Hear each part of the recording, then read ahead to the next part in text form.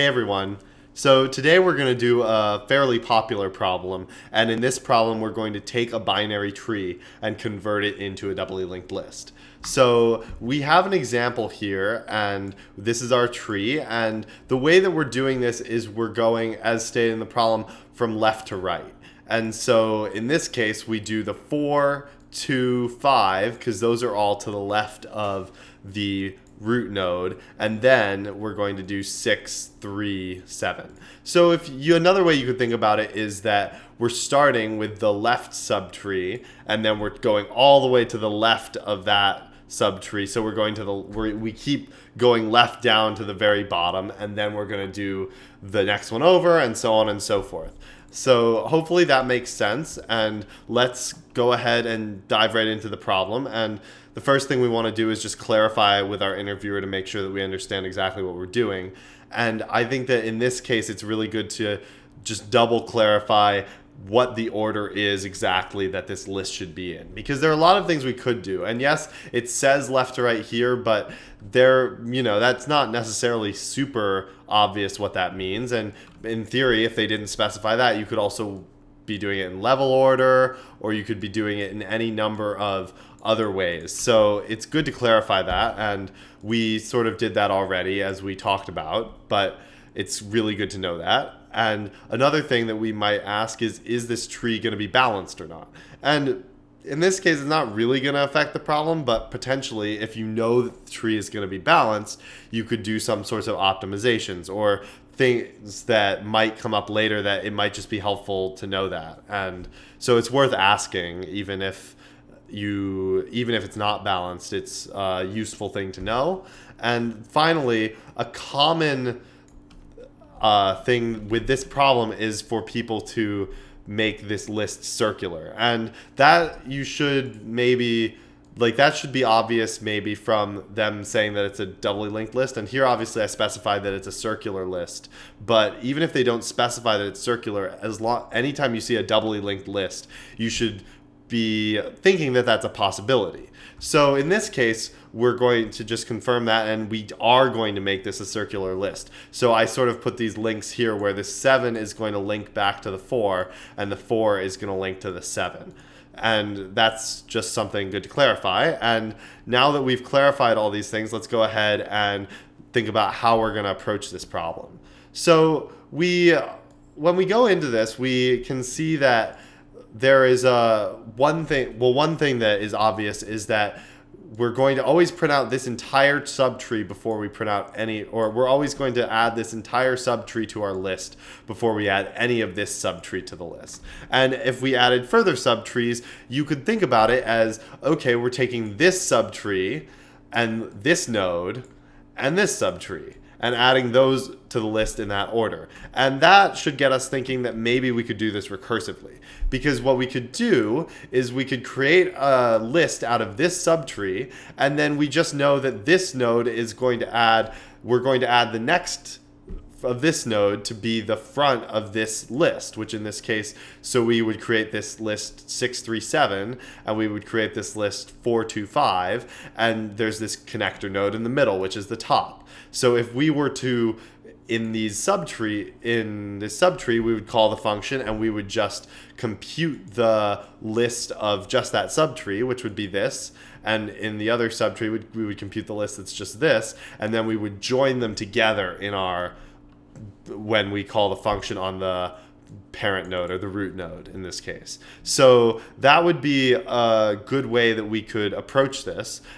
So let's go ahead and actually start thinking about how we're going to implement this. So the first thing we need, like always, is going to be our private node class. So we're going to have private class node, just like this, and we have a value of some sort. In this case, we're not actually using the value for anything, so I'm just going to put an integer, but you could use whatever type you want. And then we're going to have our node left and node right.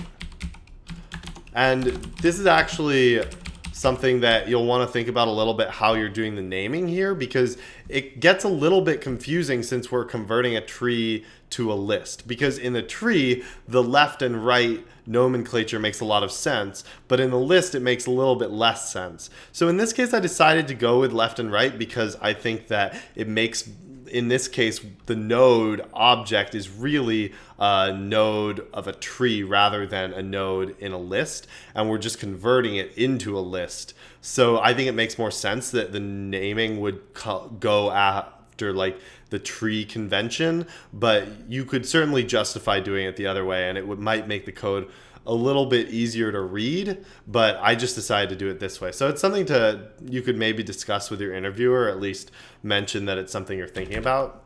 But the next thing that we want to do here is we want to create a class, or I'm going to create a class that's actually going to concatenate two circular linked lists. And the reason for this is that we're just going to be doing this over and over again, and it's a little bit complicated.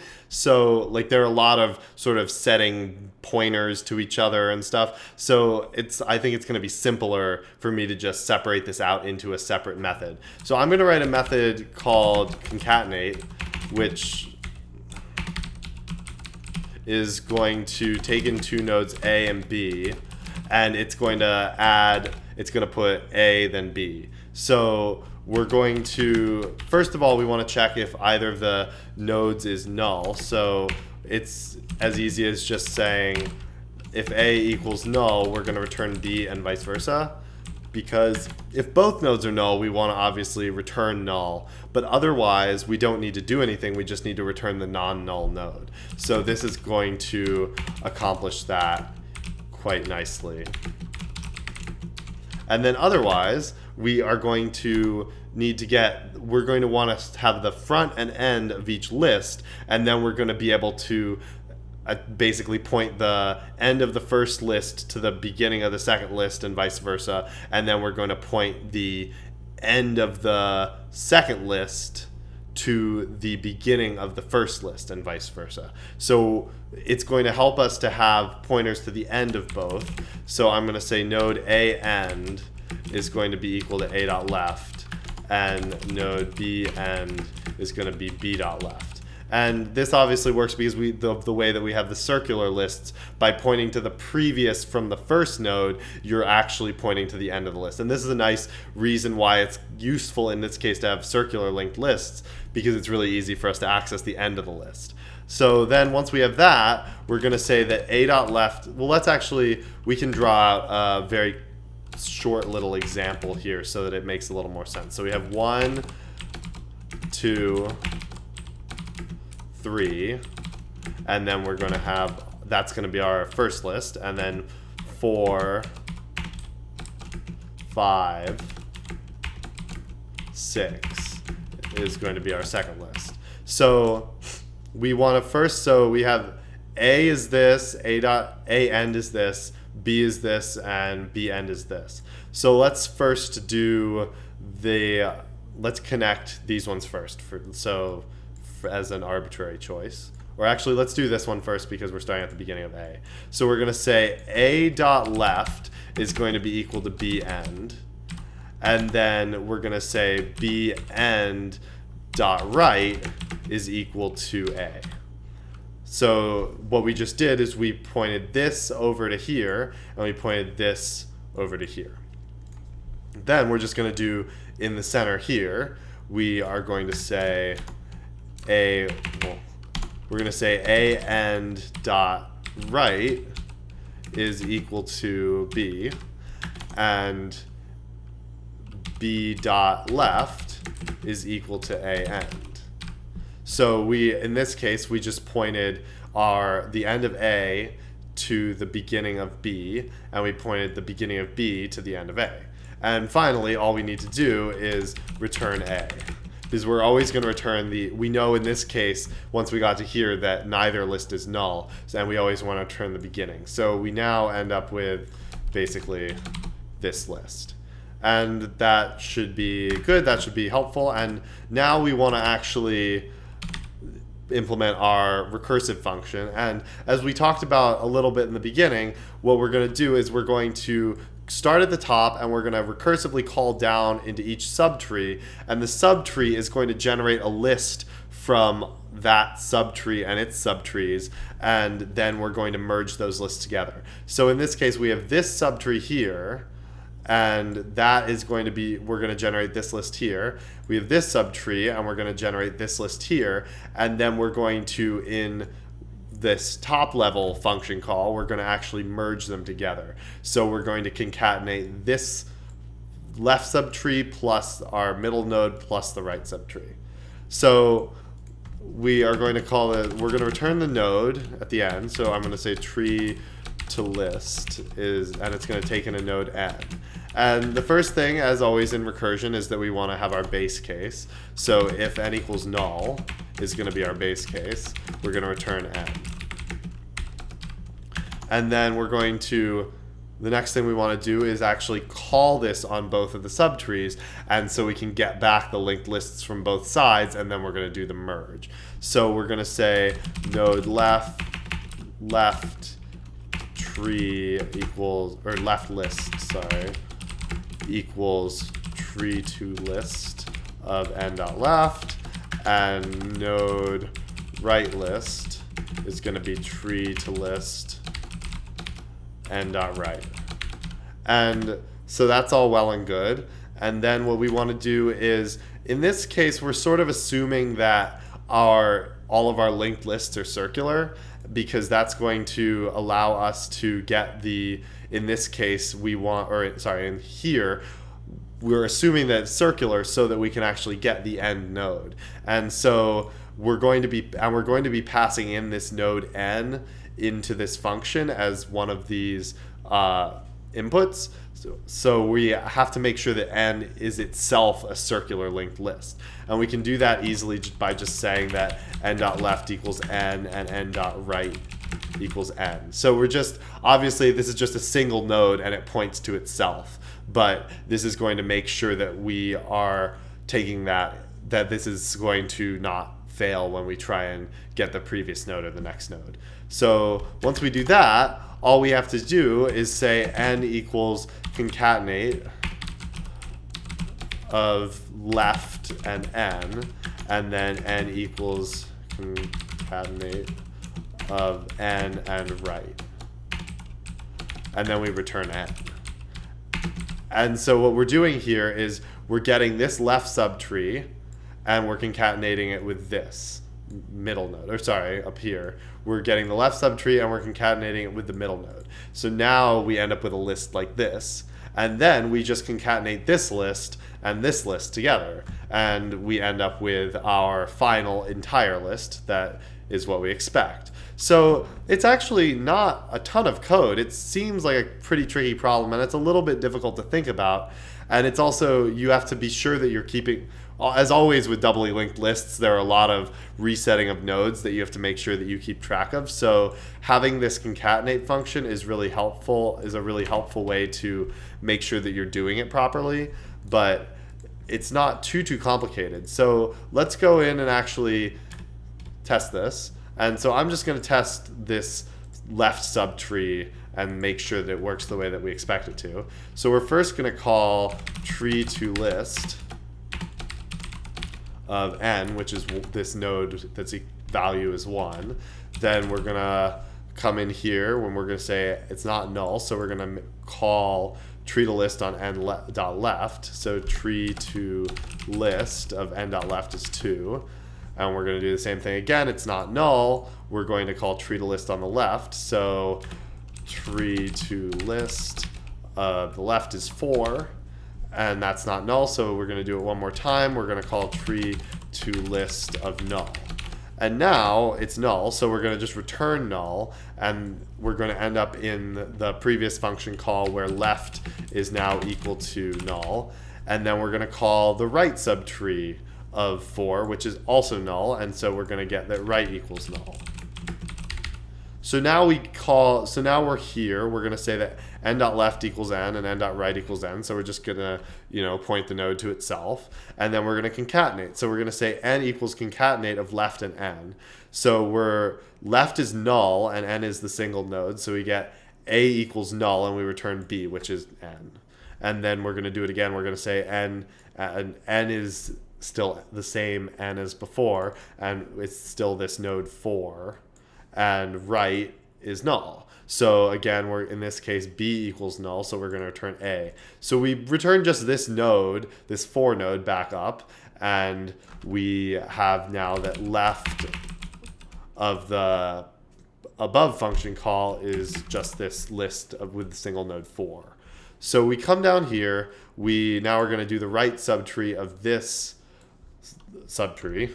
So we're going to call tree to list 5, and this functions exactly the same way as the 4. So we're just going to return, you can test this more if you want, but we already did it. So we're going to get that right equals 5. And now we are going to return back to this function call. So we're here, n.left is going to be equal to n, which is this 2, and n.right is equal to that same n. So we're going to now come down to here, and we're going to do the concatenation. So we're going to say left, and we're going to concatenate left and n. So left is going to be this 4 node, just like this, and n is going to be this 2 node here. So we say that neither node is null, so we're going to skip that. We're going to say that an, so an equals 4, bn equals 2, and then we're going to say a.left equals bn. So a left, which is this, is now pointing to here, and bn.right is this pointer here, and that's going to point to A. So we have now set that one, and then we're going to say B left.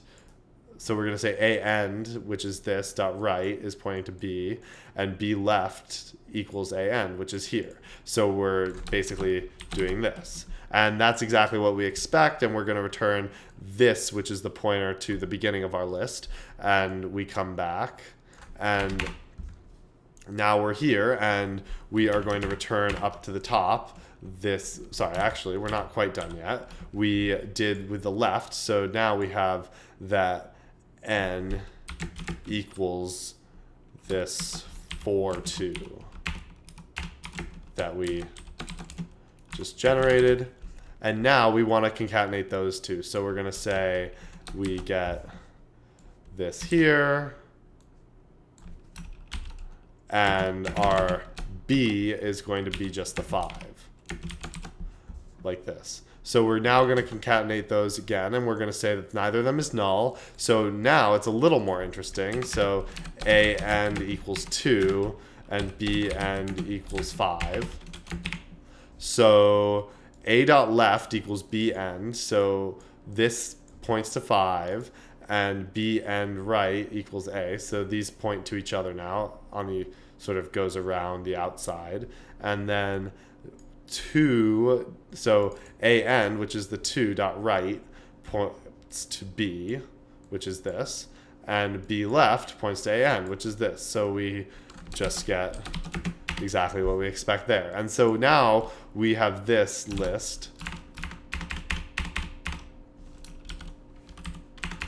which we are going to return up to the top. So now this is left, and then we could do the same thing on the right. I'm not going to go through the whole thing, but let's just say that we know what it's supposed to be, and you could obviously do this in your interview or on your own time if you want to, but we've basically tested all of the important parts of the functionality, so it's not really necessary. So we would get the 6, 3, 7, and finally, let's just check that we can merge these properly together. So we finally come down to here. We say that n is now this 1. So n left equals 1, n right equals 1. N equals concatenate of left and 1. So we're going to concatenate this with 1. So this and 1. Which again, neither of them is null. So a end equals 5, b end equals 1.